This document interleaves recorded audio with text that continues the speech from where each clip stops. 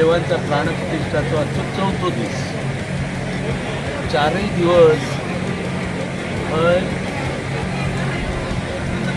वापोली ग्रामस्थच नव्हे तर पंचक्रोशीतले ग्रामस्थ येऊन त्यांनी या सोहळ्याचा जो आनंद लुटला आहे हा याची देही याची डोळा न भूतो न भविष्यती याचा हा कार्यक्रम पाहण्यासाठी लांबून लांबून माणसं आली आणि हा सोहळा संपन्न झालेला आहे.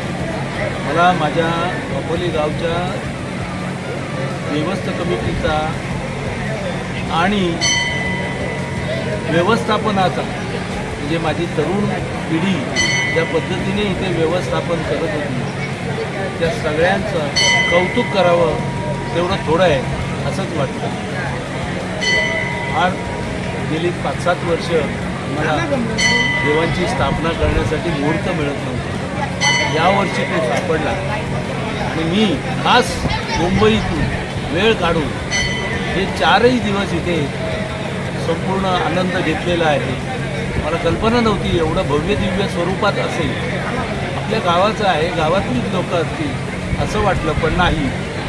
हा एक मोठा सोहळा झाला.